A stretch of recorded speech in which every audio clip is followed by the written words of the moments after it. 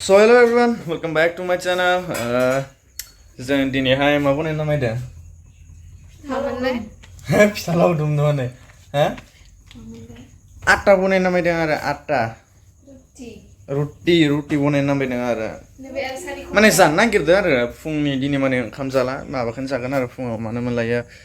रुटिखौनो जागोन आरो स' दिनैनि भिडिअखौ नायलांबाय थादो ना मा होनो तो आज के वीडियो को शुरू करते हैं चलो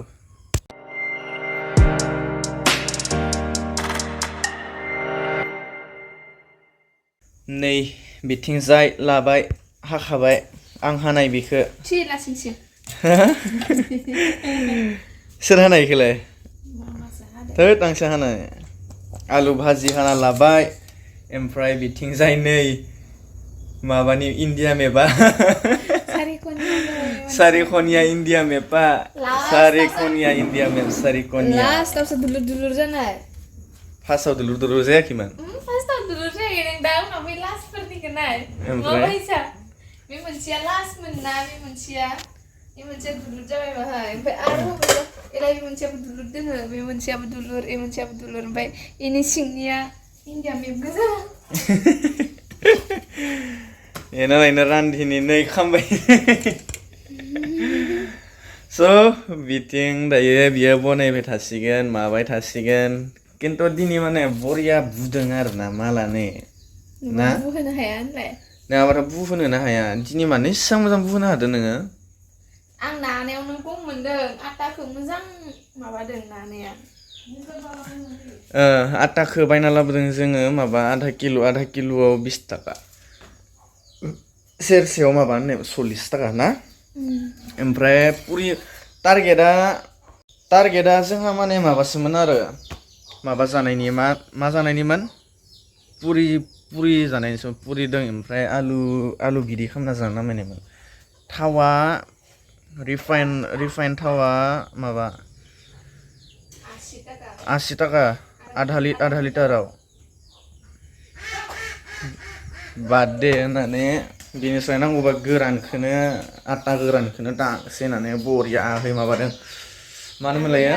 आलु भाजिजों बरियाहै जानोसै होननानै माबाबाय आरो खामखौथ' जानाय जाखाला खामखौ संखायाखैबो दां संबाय खाम हा दायो जाथ'आ आरो दा उनाव जुदि ओंख्रि बायोबा बेलासिया नायनोसै आरो माहाय मोना नङा माने बेलासि 2टा 1टासोआव नायनोसै आरो मालाय मामाया नारजि संनो मायदों नारजि दं मादों जेबो गैया ओरैनो गोजा मानि थाखाय माने आटा जादों माने मोनसे रिजनबो दङ आरोना जेबो मैगं गैया माने जाहादि बजार गैया खालि जेबो गैया बेखायनो दिनै दाखालिबो खामासै नालाय मंगलबारैबो खामनाय जायासै ना मंगलबार खालि खामदों खामनाया होमबाबो खम खामबाय आरो ओमफ्राय दायो बेखौ दिनै बजार दङ दिनै बृहस्पतिबार टार्निं बजार दङ बे टार्निं बजाराव माबायनोसै आरो बेखौ लेबासै स' बेखौ सुइना लानोसै दायो बरियाहै बिथिं जान हरबाय नै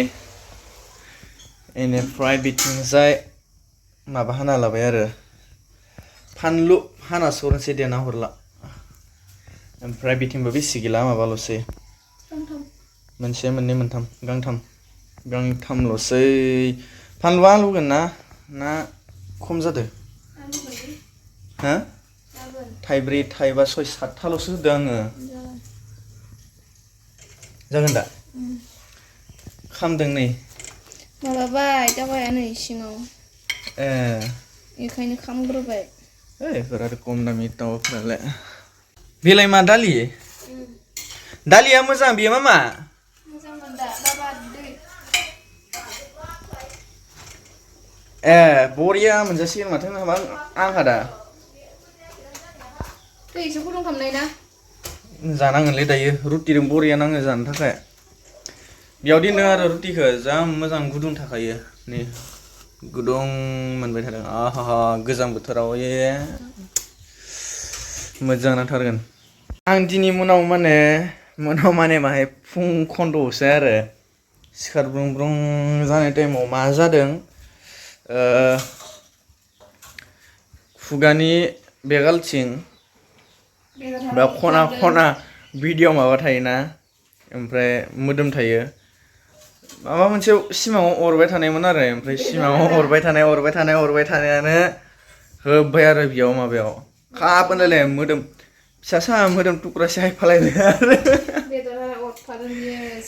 मा मावबाय थानायमोन बेबा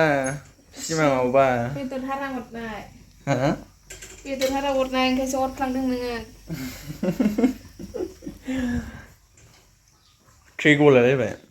आंलाय माने एसां फुङावनो सिखारबोदों बिदि होननासो जादों सिखारफेरा थाव हरना लाबाय सामब्राम तामब्रामथ' होखाया जेबो होखाया माथ्र' फानलुल'सो होगोन ओमफ्राय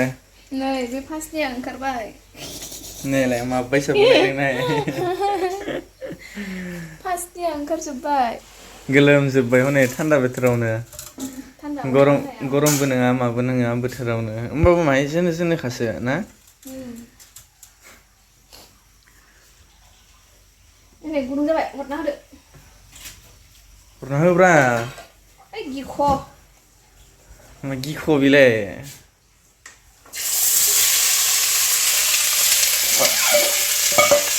दै लगायना लाबाय नोङो एवग्रोलाय आं बिदों मोजां नाङो आरो एवनो थाखाय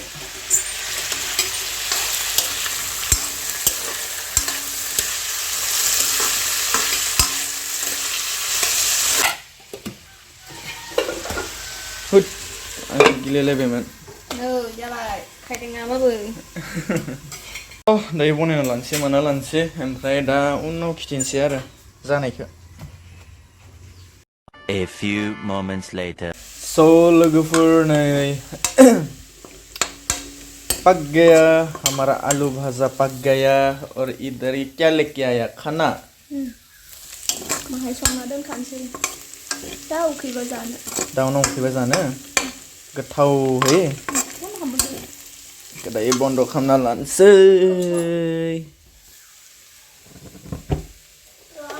पक पक होनलायलायो आरोना नै बा बेखौनो इन्था दायो आङो इसांखौ हारसिं जाजोबगोन आरो बेनिफ्राय इसां खावसेखौ हारसिं जागोन आं आलु भाजि होनबाथाय आरो आंखौ खेलायनांखाला आरो इदि जानांगोन आरो ना बिदि थाव जानांगोन आरो नङाबा गैया लाब गैया नङाबा बेसां आलु भाजि बनायना हो आंनो जाखाया स' दायो मोनजोब्बाय बिथिं आलुआबो मोनबाय ओमफ्राय बिथिंजाय दङ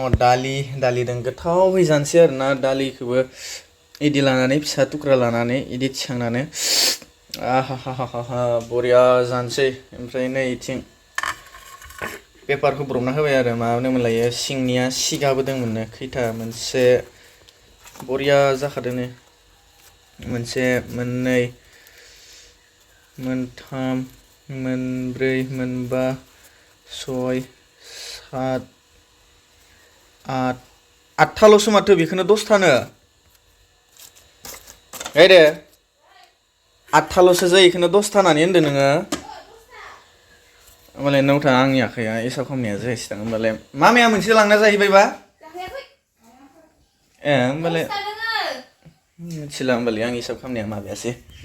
जाहैयासै आंहा हिसाब खालामनाया सिङाव दङमोनदां नों पात्ता मोनासै दे मा धोथारलाय स' thank you everyone for watching this video जोबजासे नायनायनि थाखाय थेंक इउ स' थाबनो 500 जानायनि साबस्क्राइब खालामना होदो आरो अननानैथ' माबा खालामना होखाबाय दायो फेमिलि 400 फेमिलि बारबाय आरो ना स' 500खौबो थाबनो खालामना होदो आरो ओमफ्राय बिथिंजाय सिगां बिथिं जालांबाय थासिगोन आरो ना स' thank you everyone tata bye bye